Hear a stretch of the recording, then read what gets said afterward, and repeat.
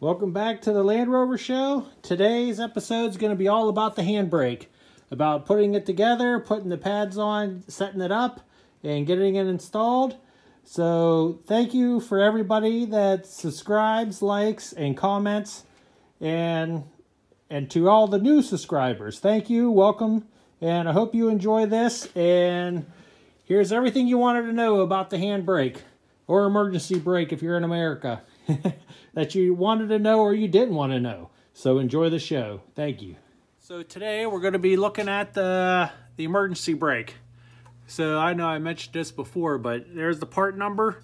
It's always fun to find part numbers on parts whenever you're looking at them. So this is the brake backing plate for the brake drum.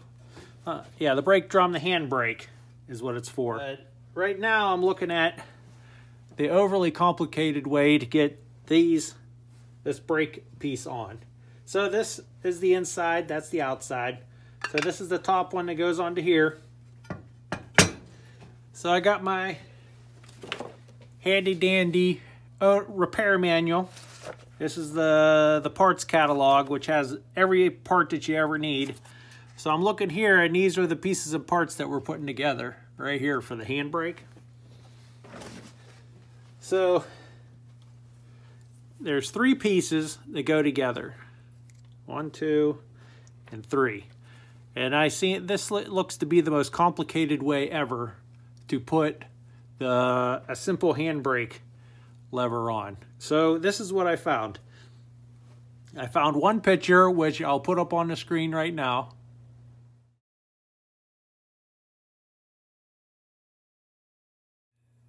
So looking at that picture, it kind of goes like this. This piece here, this piece, you can see that. This piece here goes down first. So we're going to take that and slide it in like this. Slide it this way. The horseshoe part of it goes like this. This piece that looks like this now slides in this way. So when you slide this in, there's little parts right down here of the first piece I slid in, and this is the second piece. It actually locks itself behind this piece. So now both of those pieces are in there right now. And you can see it's staying in there, but it's wobbly. So this piece, this last little piece, goes the opposite direction of this one, and it's kind of like a shim. And I could notice that it's also kind of worn out. So this slides down underneath this piece. So I already tried putting this in, and it's not very easy. So I'm going to slide this in, and I'm going to get under there and then come right back. Okay, so we're back. I got the little spacer down inside there. And what I did is I took the screwdriver and I pushed down on the outside piece here. Well, I pushed the shim inside there. So I pushed this down. I went over here, pushed this side down a little bit. It slid it in a little bit more and more. So now it's all centered inside the brake.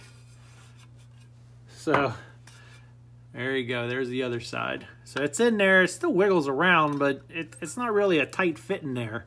You'd think they just put 2 studs there. It would have been a lot easier. But okay, so another point is that make sure you can see how they're all sticking up off the back of the plate. And the reason why is that this seal goes over top of it. It's like a weather seal, and you actually have to get it underneath on there. Like you pry it, it kind of pops. You see there's a ledge underneath there, so and it sits right on top of there. So you gotta, this actually hooks around this whole piece. So that's why you need to have these sitting up, because you'd think maybe they point down, but they actually have to point up. Okay, so then also that's one of the pieces I got new, was a seal. Okay, so the next thing is we'll be installing this piece here.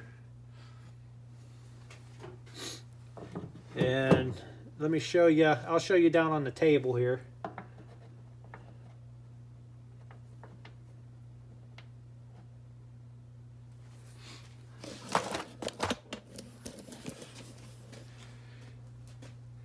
This is the piece that slides inside of this piece here. So you have these two roller balls that sit on the sides on these angled pieces right here. So then these go in there and they roll up and down as you tighten and loosen the handle. And in turn, these have a little angle inside. You see that? So you got to put them in the right way. So whenever with this piston gets pulled out, the ball rolls and pushes this way. So let me see here. If you go, guess it would go in this way, like this. And then the other one would, whoops, it goes in like that. You see how it's the roller and the angle? So they can go together and push it out. Pretty sure that's how it goes. We'll take another look here. Okay, so I'm test fitting and getting this to go in there. So what I did is right here is where the bearings, where that wheel or that little piece, that round piece rides on right here.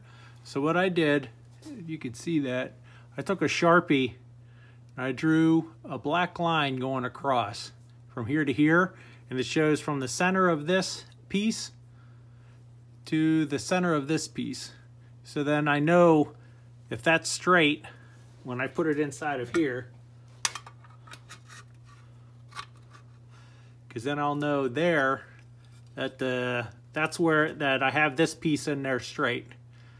And because that was kind of a pain in the butt to try to get them lined, to get those wheels lined up. So I know it would probably be easier if you took this arm off here, but my pieces are so rusted together that I can't even get them apart. So maybe someday I'll take care of that, but right now I'm just gonna leave it all as one piece. So I could do that, but I have a feeling I'll probably break something or strip something, and then I'll have to buy something else. So, okay, so the line up on here to help line this up. Take this, feed it up through the back. You can see I got it to there. You take your little wheel thingy, set it down in there. Then I took a screwdriver to straighten it up. Then these little plunger things that ride on that wheel, they have a little notch here at the top. And this is the top piece that goes up towards the top. Up here. So you take this, put it down into there, and kind of wiggle it around so you get this piece centered in there, and it should be flat and level right here. So then as you're holding that one, you can put the other side on, and then there's a little retainer clip. You take that, and the retainer clip clips on and holds in right here to that little space, that little notch right there. Take that, you just kind of clips inside there and just holds in there just like that. So you kind of have an assembly like this. And you have it on both sides. And what I'm going to do is I'm going to take it back apart, and I'm going to put some anti-seize in there so it slides in there nice and easy. Okay, I'll be back. Okay, so I got it all back together. I'll show you here closer. There's the clip that holds in the two arms. Then here's the seal in the back. Make sure you put the seal on before you start putting this piece back together. Make sure your seal's on there, unless this arm is off, and then you can slide it on later. But I pushed it up over the other end and got it in there, so you can see the seal pops around those clamps that were all the different pieces that we put together to put that top piece on. So since I have this whole assembly hanging here, I got a piece of wood. So then I could just hang at there just like that. So if your assembly's all together, it's a good idea to do that. Okay, so this piece here is your bottom adjuster. You turn this piece here, it'll be sticking out the back side, and you'll be able to adjust these little pins, these little pushers here. As this thing screws in, it pushes these little arms apart, and that's how you adjust your brakes. You adjust them down at the bottom here, then up here actually actuates your brake. So I'm going to put this in next, and what we have is 2 nuts, 2 bolts, fine thread, and then this piece, this actually the guy sent it to me, that I got this piece and this, and the rubber seal from, and these springs. The guy down in Pittsburgh, the Series guy, is on the Guns and Rovers forum, Land Rover forum. So he sent me the locking plate. It goes on there as well. So we're going to be putting that on, and these 2 nuts. Okay, so we got this on there on the back with the locking tabs. Those are all locked down and everything's torqued down. Put a little anti-seize on everything.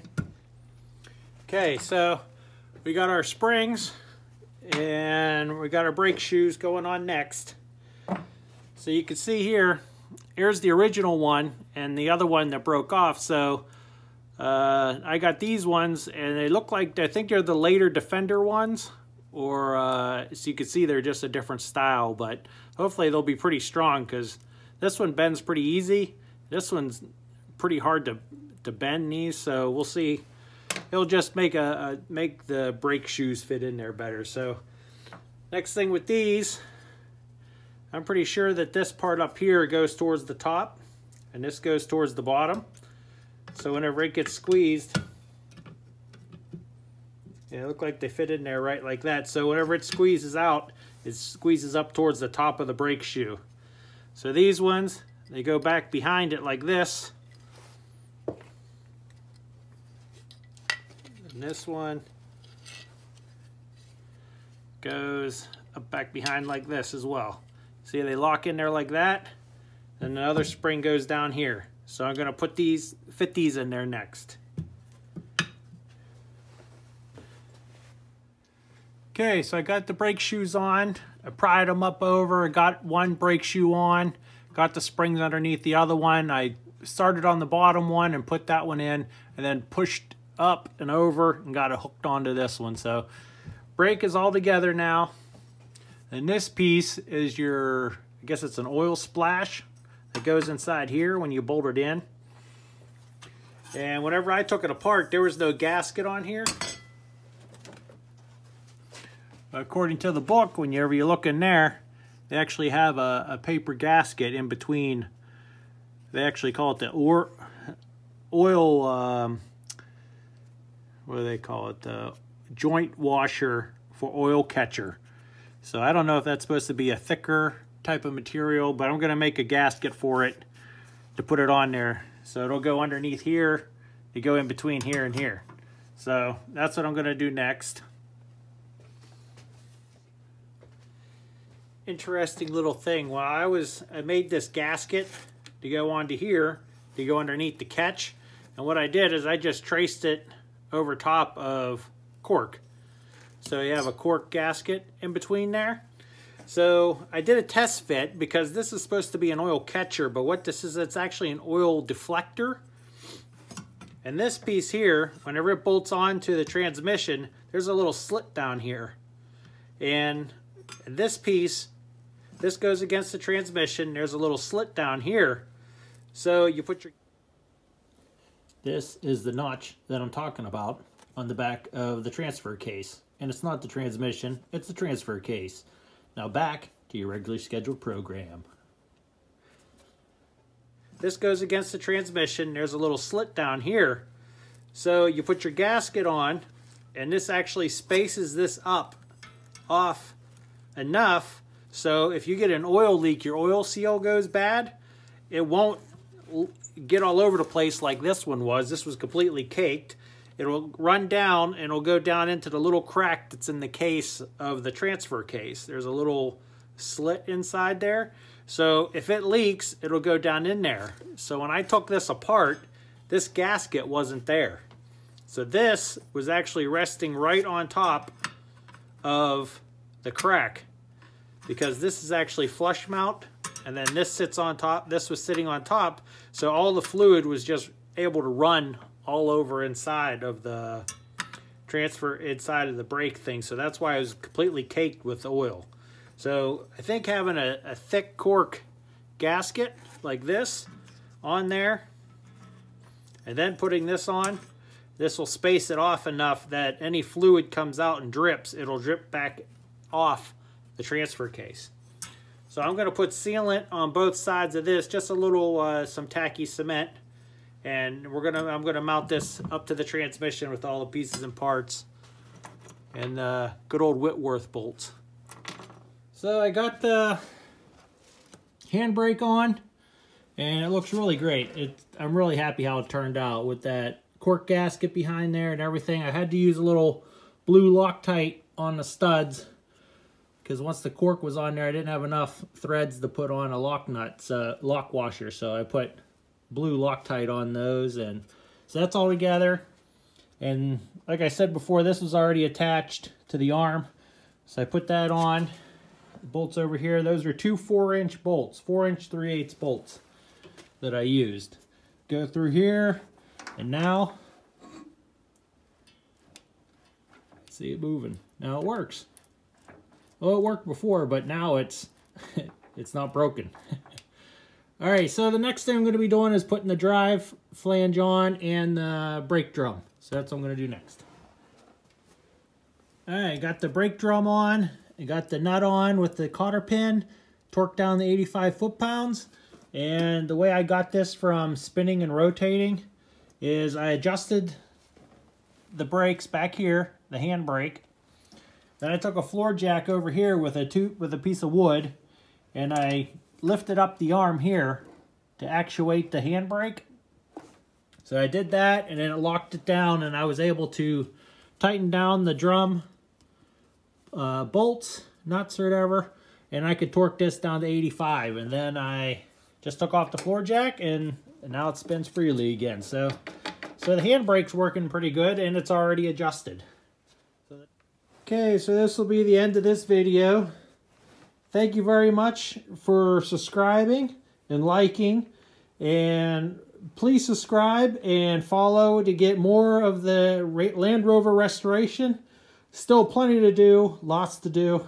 So I hope you can subscribe and follow, and thank you guys for liking, subscribing, and following, and commenting. Much appreciated. You guys are always great. Have a good one, and I'll see you on the next one. Bye-bye.